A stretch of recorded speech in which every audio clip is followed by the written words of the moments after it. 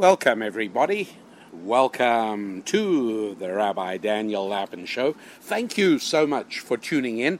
Thank you for investing your valuable time together with me here on this show, where I, your rabbi, do my utmost to make your time investment worthwhile, as together we explore all those things that reveal how the world really works.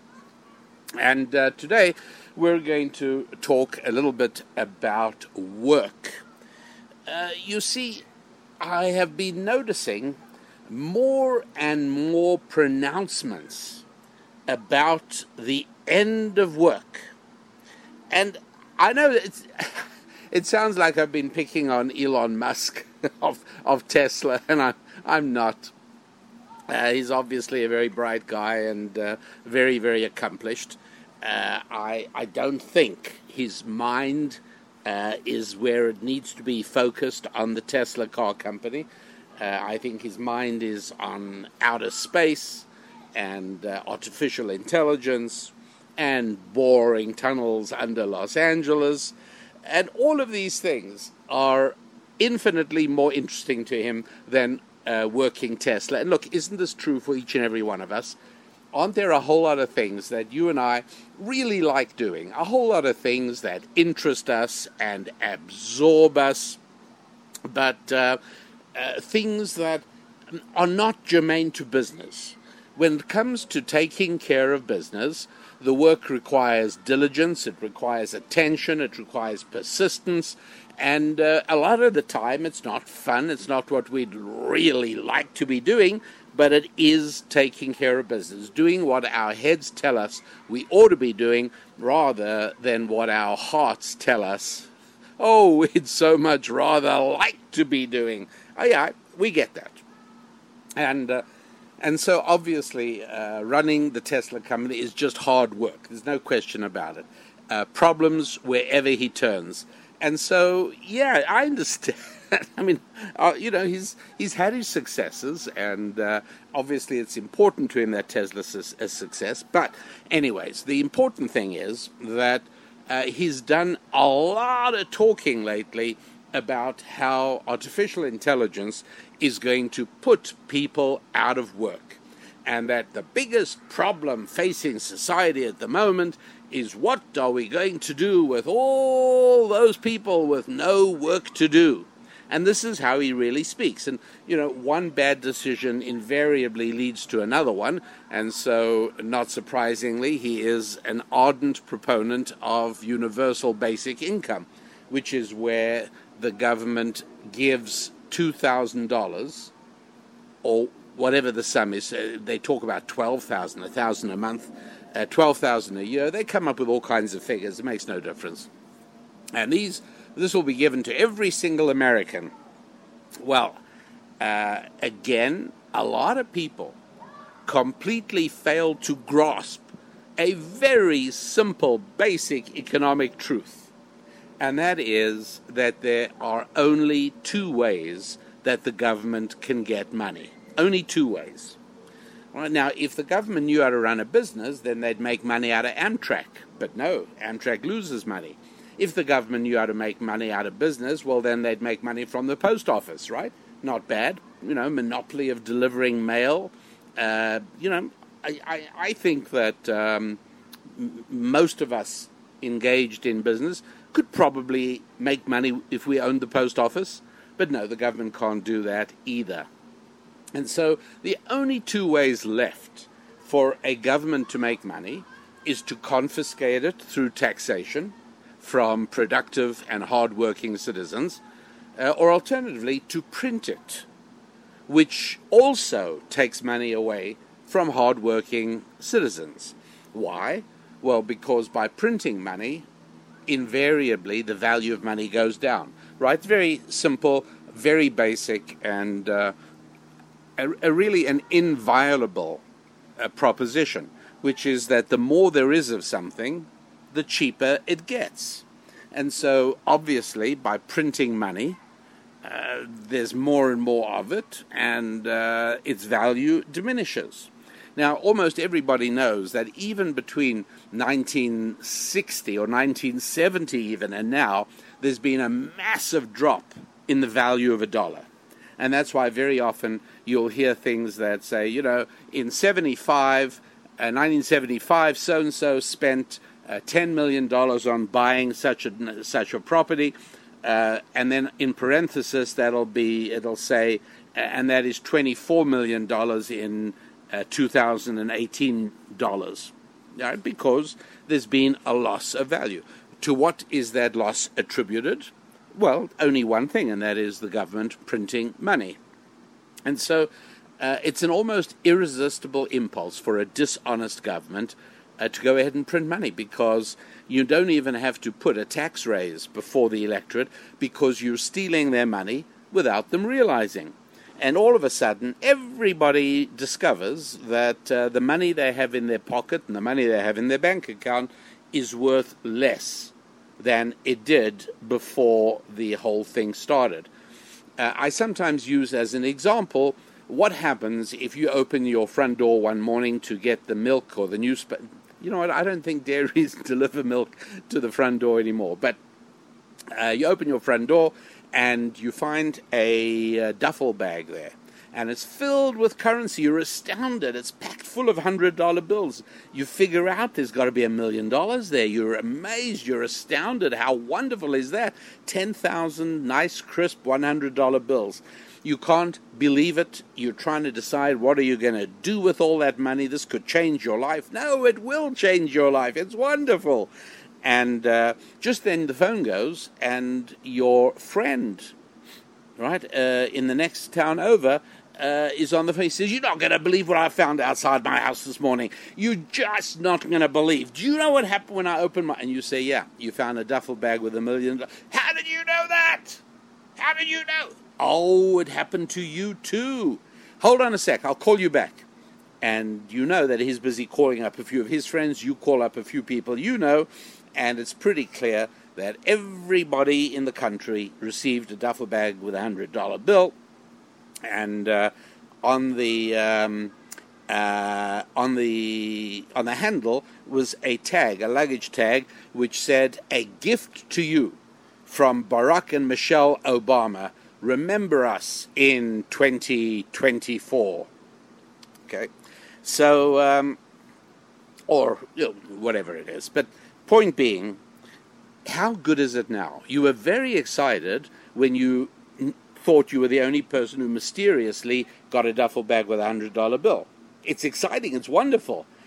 But as soon as you discovered that everyone else did as well, why is it that your spirit sank a little bit? Because on some level you realized that $1 million to everybody is exactly the same as $1 million to nobody. You knew very simply what would happen. Your first thought was that you were going to go down to your local car dealer and buy a brand new Honda Pilot 4-door SUV with a 6-cylinder engine, and ordinarily it costs about $30,000, something like that. And you suddenly discover that there's a kind of line of people at the dealership, and you say, "Hey, what are you guys here for?" And they all say, "Well, the new Honda 6-cylinder Pilot's just been released. It's arrived at the dealership. We want one." And you eventually get to the head of the line, and the salesman says, "Okay, if you just write me a check for $60,000. Whoa, wait. I came by here last week. You said it was $30,000. He says, "Yeah, that is true. But last week I didn't have a line of people. Right now, we've only got 11 cars in inventory, and we got 35 people standing in line wanting to get it. The only way to determine who gets it is by raising the price." And that's exactly what they do. And that's what happens gradually to the prices of everything around. All of these things everywhere goes up.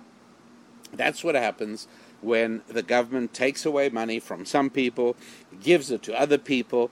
it ends up stealing from people, because all of a sudden the money that was in our pocket is worth much less than it used to be. So there we are, trying to figure out what it is that we are going to do with this problem of not enough work, right? Because artificial intelligence is going to take it away. So Elon Musk is by no means the only person who says this, not at all. And so I just want to clarify one, fairly important thing, which is that, look, nobody knows everything. Nobody knows everything at all. If I started telling you how to bake a German Black Forest cake, I think you would be wise to pay me little attention and to waste as little time on it as possible. If I started telling you, hey, we're going to do a show now on how to grow a certain type of flower in your garden, right, it would be a waste of time. Now, that doesn't mean that it's a waste of time listening to me on everything. I don't believe that is the case, and I hope it isn't. But it certainly would be on some things that are just totally outside my area of knowledge. Well, years ago, the first successful heart transplant was performed by a South African doctor from Cape Town by the name of Christian Barnard.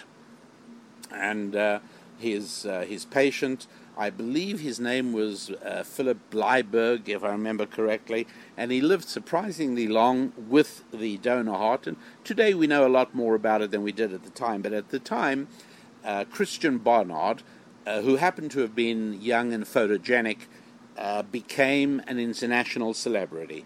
The brilliant South African surgeon who successfully performed the world's first heart transplant. And it was heady kind of stuff. And not surprisingly, it went to his head. It was intoxicating.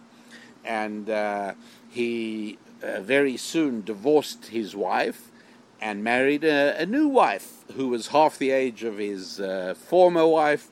And herself, she was a South African socialite and celebrity. And pretty soon, he was on TV shows around the world. Now, if the various TV shows were asking him about heart transplant and where he thinks the technology will be going and how's this all going to work in the future, well, I think that probably would have been just fine. But that's not what they were asking him. What they were asking him was something quite different. And I'll tell you what it is, coming right back. Our website is rabbidaniellapin.com. And without some form of shameless commercial plug, well, it becomes kind of difficult to sustain what we're doing. And for that reason, every week we propose a specific resource which is on a special price for listeners of this show. And right now, this week, well, guess what it's going to be? It's going to be a 2-hour audio program on special sale, and you can download it right away. It's a fabulous program. It's called Connect for Success, Prosperity Power, Connect for Success. And as you can imagine, it focuses on biblical sources for something that we know, which is that the key determinant in making money is knowing how the world really works. And the part of that that's so crucial is knowing that one of the ways the world really works is that we are intended to connect with other people. And so the act of connection produces certain benefits, among which are the capacity to create enhanced revenue streams. How all of this works is explained in the audio program Prosperity Power, Connect for Success.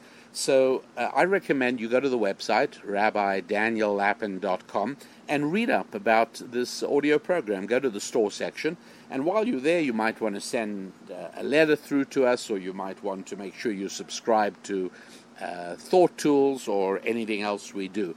All of that at rabbidaniellapin.com. And I will be back with you in just seconds from now. We're back, the Rabbi Daniel Lapin Show, taping this week's show in Las Vegas, Nevada, where I will be speaking on Sunday. And if any of you are receiving this and hearing it before we actually arrive at Sunday, October the 14th, then by all means, go over to the website wealthsummit.net, and you'll get details there of how you can join in here in sunny Las Vegas. This time of the year, by the way, Las Vegas is really one of the nicest climates of the year. Evenings get chilly, obviously. Daytimes are warm.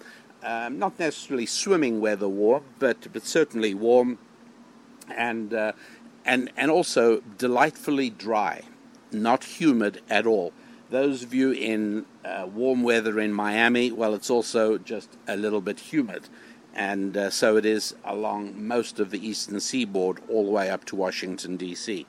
But anyways, in Las Vegas, speaking for the Wealth Summit, and you just one word, right, wealthsummit.net, and that'll tell you exactly where I will be this Sunday. So hope to possibly see you there. At any rate, I told you about the first successful heart transplant surgeon, Dr. Christian Barnard. And what did all the TV shows do as they turned him into an international celebrity? They asked him questions about marriage. They asked him questions about international finance. And they sat open-mouthed, agog, in visible worship pose at everything he said. Well, it was really rather tragic, because this brilliant South African heart surgeon ended up kind of, rather sadly, making a bit of an idiot of himself, pontificating on things that he knew absolutely nothing about. And it's a mistake for all of us. I'm sure it's something we can all be seduced into, particularly when a sudden celebrity overwhelms one, and you really begin to believe some of your own PR, and you really do think that everything you say is important and that people are hanging on your every word, and that can seduce you into talking about things you know absolutely nothing about. And that, sadly, is indeed what happened to Christian Barnard. It's exactly what happens to business leaders. Elon Musk is one, but there are a whole bunch of others who have been successful entrepreneurs, created terrific companies, understand technology, but are hopelessly out of their depth when it comes to questions such as, oh, we're at the end of work, all this new technology is going to put millions of people out of work. Look, as exciting as all this new technology is, please don't for a moment think that it has or will have a greater mark on the American landscape, or the world landscape for that matter, than the development of the mass-produced automobile did in the early years of the 20th century. Right? Please don't think for a moment that the impact on the world will be the same or is the same. Right? There's no question about it. It's brought us closer, and all our cell phones and self-driving cars are wonderful. I had a rental car in Las Vegas that actually the steering wheel nudged every time I moved away from the center of the lane. I think I drove worse than I do normally. I don't really drive badly, but I think I was fooling around because it was so funny to feel this car trying to tell me how to drive. I'm sure people looked and found me wavering a little bit down the lane just because I wanted to feel the steering wheel pushing me back to the center. Anyways, all of these things, very exciting, very wonderful. Technology is great, but don't you think that if the arrival of the automobile, which happened incredibly quickly, I mean, Henry Ford started his production line on the Model T, and there they were within no time at all. The adoption rate was faster than anything we've seen today, and all of a sudden roads were being built and trucks and cars, and it was remarkable. And if that didn't put huge numbers of Americans out of work, and it didn't, on the contrary, it created hundreds of exciting new fields that enterprising and bright people went into, then please don't buy into this nonsense that the growth of technology, and whatever you want to call it, I mean, artificial intelligence, I assure you, is nothing more than more technology. It is qualitatively interesting and even exciting. Qualitatively, no, it's not of a different quality than what you have in your cell phone right now. It's just more of the same, and giving it the name AI, artificial intelligence, makes it sound very exciting. The reality, of course, is that it's not going to put any more people out of work than the automobile development, which is to say none at all. On the contrary, all it does is create more opportunity and more things. I went back to see how long this kind of prediction has been going on. Well, quite a long time. I found there may be earlier ones, and I was surprised that I didn't find anything earlier than 1801, because I would have thought I'd see them during the Industrial Revolution, which began 50 years earlier in England, around about 1750. But anyway, page 72 of a book called The Elements of Commerce, Politics and Finances, written by a very distinguished British economist, a guy by the name of Thomas Mortimer, published in 1801. And here on page 72, he's describing how the arrival of water-powered sawmills easily does a water-powered sawmill. Okay, you know how sawmills used to work, right? Manpower, guys at the ends of big, long saw blades, reciprocating them backwards and forwards, and you need a lot of guys because the sawmill is converting trees into buildable lumber, and every tree trunk has to be sawn into planks. It's a lot of work, and along comes water wheels. And then they had the brilliant idea of attaching the rotating axle of the water wheel that was being driven by the stream or river that flowed outside. They attached that axle to a circular saw blade, and then they pushed the tree trunk through that, and voila, abracadabra, hey presto, all of a sudden, it's just incredible. And people came from all around to look at every sawmill. And the sawmills popped up on the banks of every river and stream throughout England and throughout the colonies in North America. And writing in published in 1801, he probably wrote it quite a bit earlier, Thomas Mortimer writes, look, every water-powered watermill, every water-powered sawmill requires about 6 people to operate it. But it's replacing sawmills that required 30 people. And so 5 times as many people who are working are not. And so we have to be aware that this is a big social evil. This is exactly what the guy writes, distinguished British economist.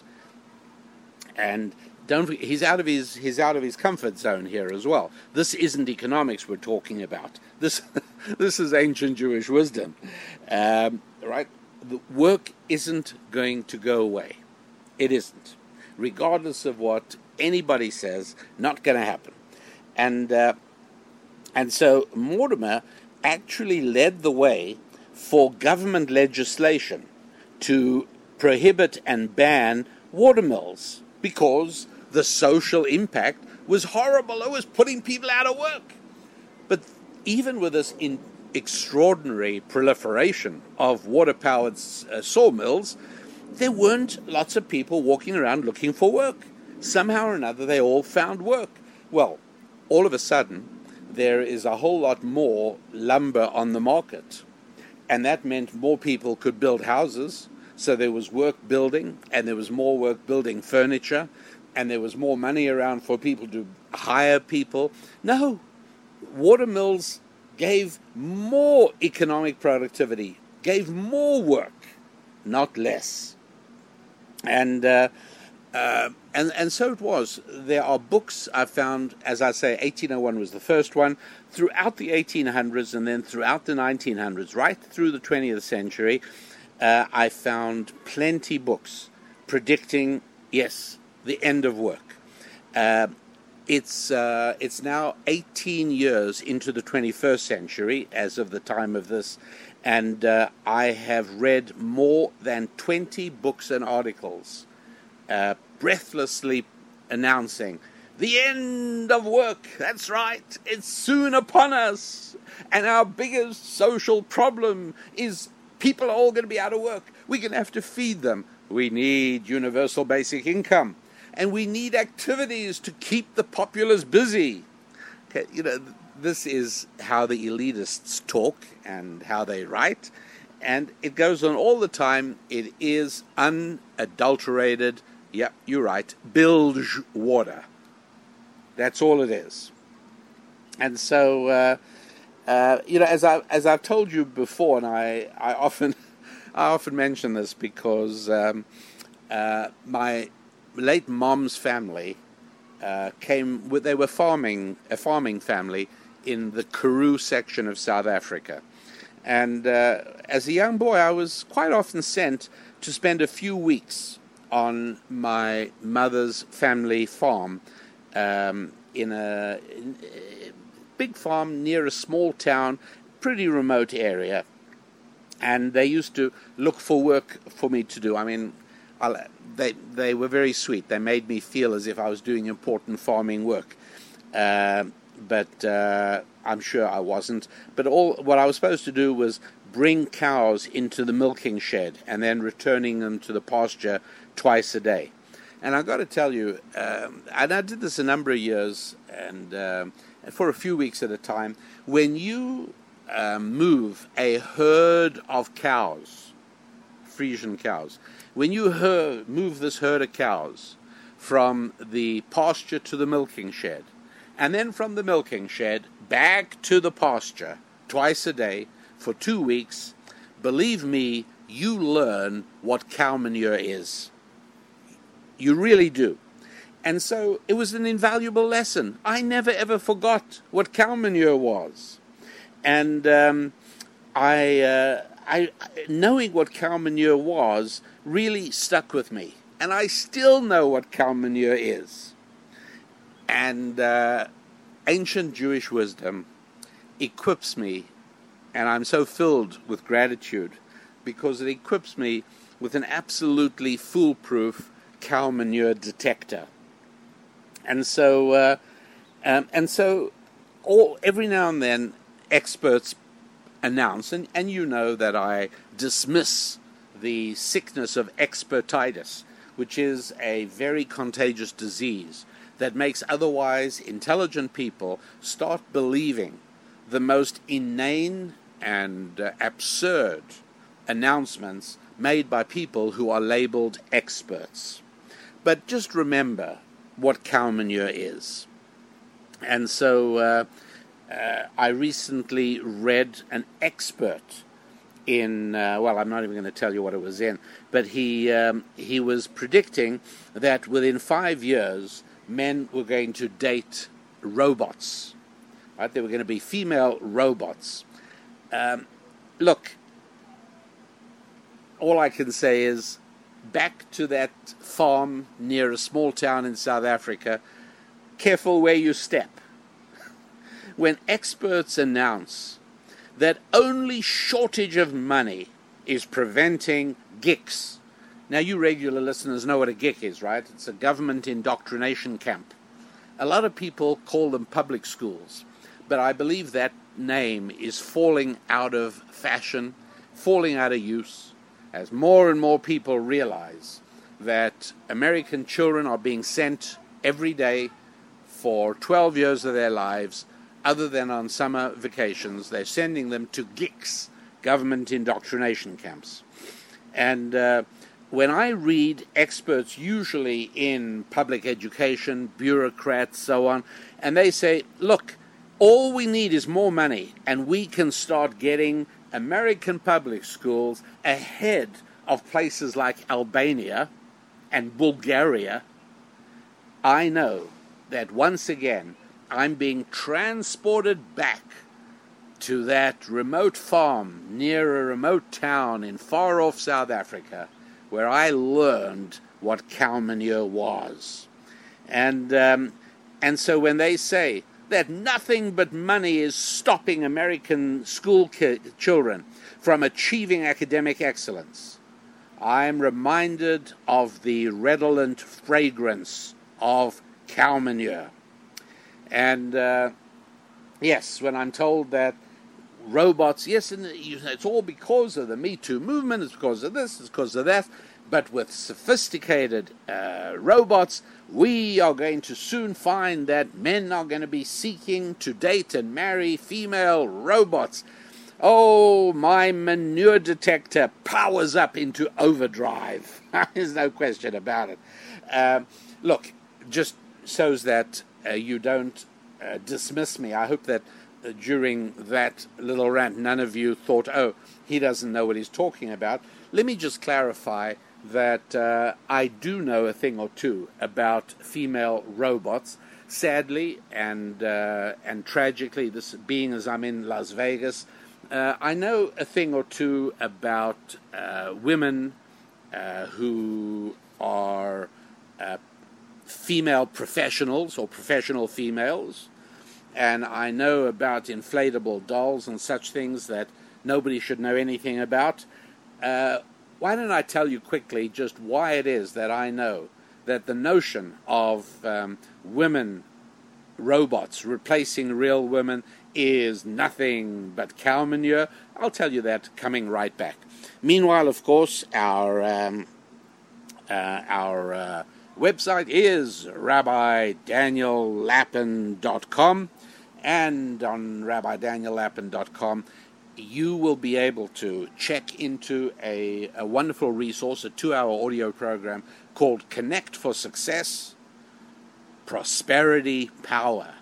What is the secret of the power of prosperity? Connection. And that's a 2-CD. It's about a 2-hour program, close on 2 hours. You'll love it, and it is life-changing. All of that at rabbidaniellapin.com, as well as an opportunity to ask a question or submit a letter or anything else you'd like to do. You can also read fascinating comments on past issues of Susan's Musings, Ask the Rabbi, and Thought Tools. All of that at rabbidaniellapin.com. Back with you in a moment.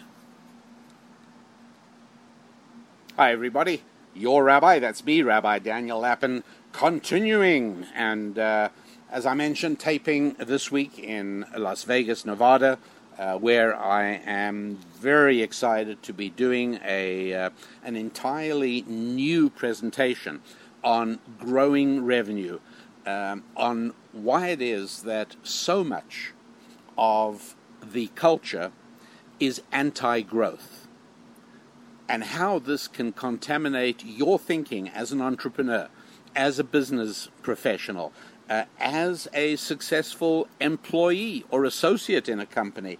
This incessant barrage of anti-growth bombardment, little by little, does impact your thinking. And we're going to be working on correcting that, defeating it, and supplying the antidote to it at a Wealth Summit conference on Sunday morning in Las Vegas. If you are hearing this and it's not yet Sunday morning, just go over to the website, Wealth Summit, one word, wealthsummit.net. Okay, not .com, not .us, not .life, wealthsummit.net. And we'll have an opportunity to meet on Sunday. Otherwise, well, some other time, I hope very much. Okay, just on, as this is just a little side journey, we're just going to take a little en passant excursion here. Look, in terms of the so-called dating experts and relationship experts predicting that in 5 years men are going to be dating artificially intelligent female robots. No, it's not going to happen. It is so preposterous that I must confess that I think most of them who say this can't possibly believe it themselves. They too must be doing nothing other than trying to play the publicity angle. On the other hand, I ask myself, aren't they worried that down the road somebody will trot out this foolishness and remind them of this really rather silly prediction? What's wrong with it? Why do I think it's silly? Look, obviously, not for a moment do I doubt that men can and do use, shall we say, artificial means for physical stimulation as a substitute for real live intimacy with a woman. Many men depend or use substitutes that can range. Well, you know what? I'm not going into details. Those of you who know will get it. Those of you who don't shouldn't, and that's all there is to it. But the point being, yes, is it possible that a robot will exist that can provide physical stimulation? Of course, why not? It's the simplest thing in the world. I mean, yes, this isn't hard. Obviously, a robot can provide physical sexual stimulation, necessarily with all the emptiness and self-loathing that comes along with that. I would think, yeah, right? But sure, it can do that. But here's the one thing it cannot do. And what it cannot do is considerably more important than what it can do. What it can do is give physical pleasure or physical release. Yeah, probably so. Yeah, why not? Almost anything can for desperate men who will go to any lengths. Yeah, almost anything. Sure. But here's what a doll or a female robot absolutely cannot do. Yes, it can give pleasure. It cannot receive pleasure. And ladies and gentlemen, when it comes to male-female relationships, that is the huge secret that men and women in healthy, passionate, productive relationships already know. And that is, giving is far more wonderful than receiving.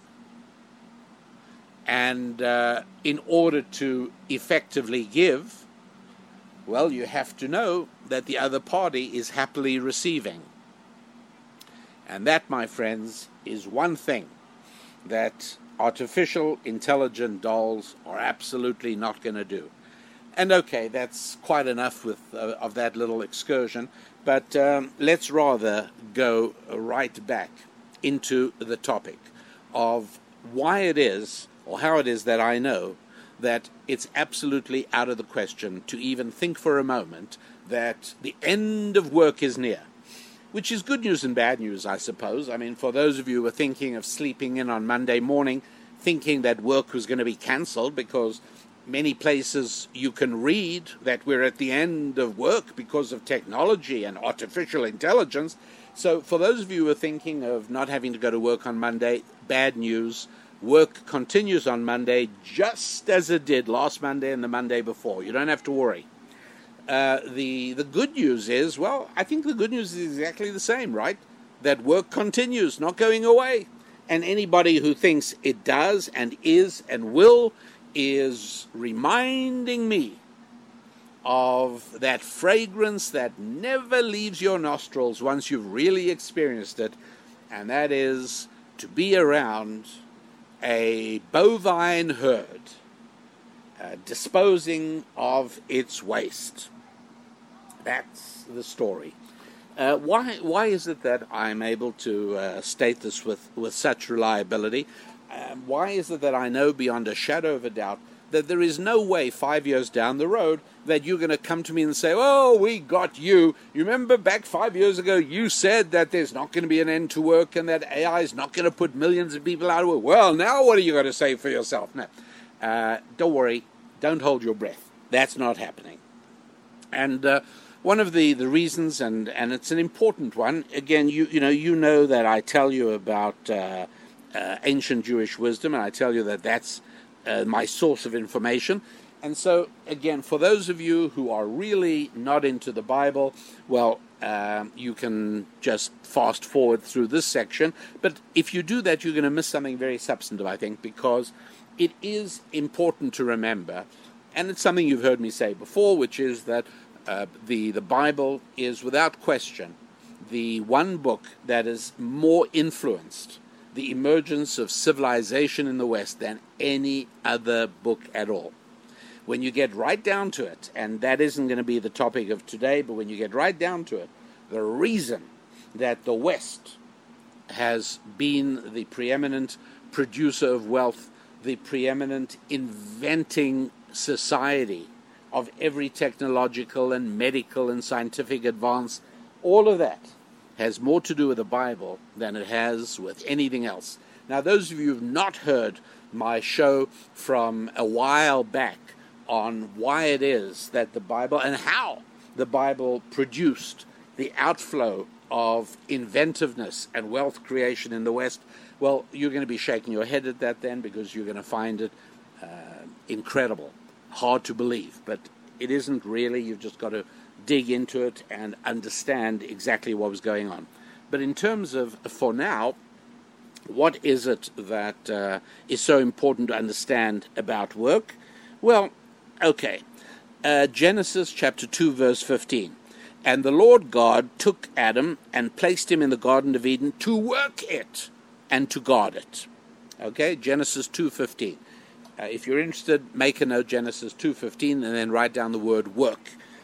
And again, it's talking about the primeval Adam. So this wasn't only an incident in the life of a long ago guy called Adam, but no, it doesn't say people will work until I help them invent tractors and farming equipment. No. God places each one of us into our own Garden of Eden, and we are each obliged to work it. Forever, by the way. Forget about retirement. Now we go to the fourth commandment of the Ten Commandments, Exodus 20, verse 9. So write down Exodus chapter 20, verse 9, and then put next to it the word work. And this one reads, 6 days you shall work and accomplish all your work. Okay. Now, God's not saying that you only have to work 6 days a week until technology redeems us. It's an eternal pattern for mankind always. Now, at this point, you're saying, here he goes again. This rabbi just thinks anything written in the Bible is true. And so just because the Bible says God put man into the Garden of Eden and into his own Garden of Eden, always, forever to work, that means it applies to me as well. It'll always. No, not at all. Yeah, well, let me explain. We're not done yet. Okay.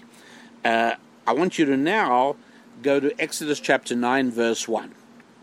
And this is Moses getting the Israelites out of Egypt. And in Exodus chapter 9, verse 1, it reads as follows. And I'm reading an English translation. So said the Lord God of the Hebrews, send out my people so that they may worship me in the desert. Exodus 9:1. So write down Exodus 9, chapter 9, verse 1, and put on the word worship.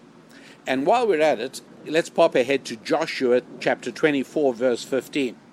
And there it says, and as for me and my house, we shall worship the Lord. Very nice. Joshua does this whole thing where he says, hey, you folks can do what you like, but as for me and my house, we shall worship the Lord. So write down Joshua chapter 24, verse 15, write down the word worship. And at this point, I remind you why it is that everybody needs a rabbi. That's right. Why does everybody need a rabbi? Because, my dear friends, when we look at the Hebrew text of those 4 verses I told you, the word that is used for work in the first 2 verses is exactly the same word as the word that is used for worship in the second pair of verses I gave you. In other words, in the Lord's language, throughout Scripture, that word avodah means work, and it also means worshiping God. This is a shockingly revolutionary notion. Doing our daily work is worshiping God. Taking care of business is worshiping God. Taking care of a customer, attending to the needs of a client, taking care of a patient, yes, that is worshiping God. All of that, part of worshiping God. It's a hugely significant innovation. And it has a great deal to do with why it is, and you're not supposed to say things like this, but why it is that Jews are disproportionately good with money. Yeah, there's a reason for it. Jews are disproportionately good with money, largely because they throw themselves, I should say we, throw ourselves into our work with the deepest of conviction that by so doing we're pleasing God. It's really important. Worshipping the Lord and taking care, same thing. Now, you can go to a worship service and pray, you've got to do that as well. But a lot of people make the mistake of thinking that worshipping the Lord is in one basket. We do that on the weekends, and then taking care of business we do Monday through Friday. No, not at all. Not at all. Worshipping the Lord is a 7-day-a-week project. And sometimes we're doing it by taking care of His other children, by supplying the goods and the services that all His other children need. And when we take care of His children, that pleases our Father in heaven, obviously. And when we understand that and we're able to deeply absorb that into our beings, what a huge difference that makes. It really does. It's enormous. And so, my friends, that is why it is that I know that work is not coming to an end. It's good news and it's bad news. But one thing is for sure. You do not have to confuse experts' predictions of the end of work with cow manure, because they are exactly the same. Your rabbi, that's me. I wish you a week of good times, nothing but good times, in your faith, in your finances, because now you see how closely related those two are, your friendships, and above all, your family. Yes. Thanks for being part of the show. Thanks for helping promote it. Thanks for telling other folks about it. Until next time, I'm Rabbi Daniel Lappin. God bless.